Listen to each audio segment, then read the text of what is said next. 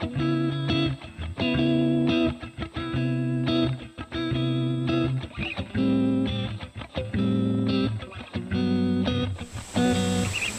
all want to catch more fish, right? Of course we do. Well, I can tell you that casting quietly is one of the best ways to improve your fish catches. I mean, not spooking the fish when your bait lands is a big deal in a lot of circumstances. We are here in the back of a pocket. This is one of those places. It gets shallow. You can see it's kind of calm. You want to put your lure back where these fish live, these bass live around the bank, but you don't want to have your bait just sploosh and make a big commotion. A lot of times what happens is it spooks the fish there. You want to make your lure land as quietly as possible. Now that doesn't matter if you're throwing a Texas rig worm, if you're throwing a jig, if you're throwing a topwater bait, if you're throwing a crankbait, or if you're throwing a swim bait. It doesn't matter. And it doesn't matter if you're throwing a bait caster or a spinning reel. So we're going to cover both of those really quickly. But first up, I'm going to start with a square bill type crankbait. This is Spro Fat John. It is, it's roughly a ½ an ounce. It's a bigger crankbait. It's a shallow crankbait. I would 100% fish this crankbait in a shallow pocket like this, but I would not want my bait to cast and splash in the water. So I'm not going to do what's called an overhand cast. This is an overhand cast. The bait makes a big splash when it hits the water. It's probably going to spook the fish. I don't want that to happen. So what I'm going to do is I'm going to do more of a sidearm roll cast. I've done an entire video on how to do a sidearm roll cast. You can look that up. You can probably find that very easily, and you can focus just on the sidearm roll cast. But what the premise is instead of throwing it overhanded, you're going to cast from the side in order to keep that bait. Like I said, it doesn't matter what type of bait you're throwing. If you're going to be casting it, you can keep that bait, lower to the water, closer to the water throughout the flight of the cast. So when that bait lands, it's gonna land softer. But there's one more tip that I'll show you. But here's a sidearm roll cast. And as you can see, the bait makes a lot smaller splash when it hits the water. It does not spook those fish.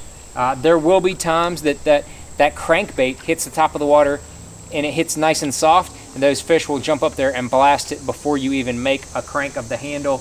That happens a lot with topwater baits as well, especially when you have that lure land a little bit softer. So if you're going to be target fishing skinnier waters, shallower waters, this sidearm roll cast is crucial. But doing the sidearm roll cast is not everything.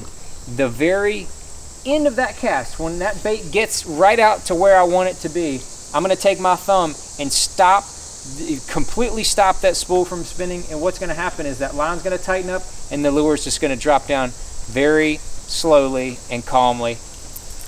As you can see right here, throw it out there, hit the button, the bait makes a very small splash. Show you one more time. Throw it out there, hit the button, and the bait stops and then makes a very small splash because it's only coming down from about a foot or so.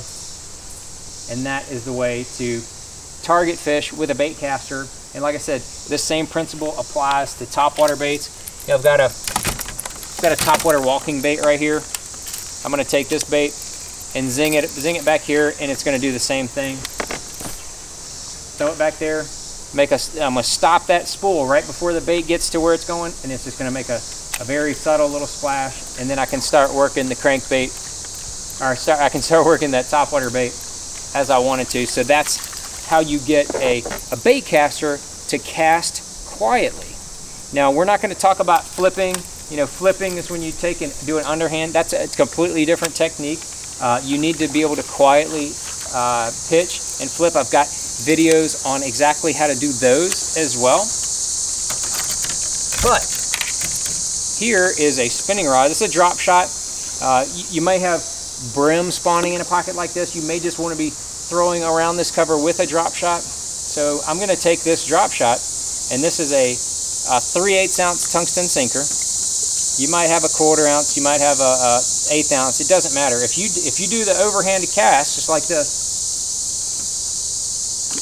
it's going to make a big splash. That overhanded cast is going to make a big splash, kind of no matter whatever you do, bait cast or spinning.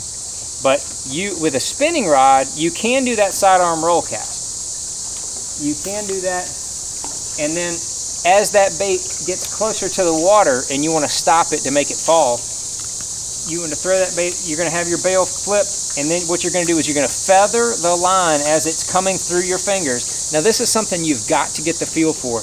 You don't do it on the first or second try. It's something that it takes time, muscle memory. So as I throw that bait out there, I'm gonna have my offhand right here above the spool, just like this, and I'm gonna feather that line as it comes off the spool. When it gets to the point where I want it to stop, then I'm gonna grab the line, stop it, and it's gonna fall just like the bait caster. So the spinning reel, you can do that same sidearm roll cast with a spinning reel that you can with a bait caster. And as you can see, it makes a nice quiet entry, even with that 3/8 ounce sinker. But you can do the same thing with a spinning reel, doing a pitch cast as well. But you just got to keep that offhand close by so that you can feather that line and then grab it when it gets ready to stop. So I'm going to do a pitch, feather the line, stop it. It fell down extremely quietly. I really like the pitch cast with a spinning reel because it takes minimal effort and you can really zing it out there. I take minimal effort, zing it out there, and I can grab that line with the offhand and stop it before it gets into that tree, before it gets into the bank or that log. I can stop it. It's going to drop down right where I want it. It's going to take a little practice, a little time, a little coordination, believe it or not, and then you can get that bait to land exactly where you want to, and you can do it quietly, because casting quietly catches more fish, right? So here we go. Pitch that right out there, and again, as you saw, I'm just grabbing with my offhand, stopping that line, it's falling straight down, casting quietly. Do it more often and you will definitely catch more fish.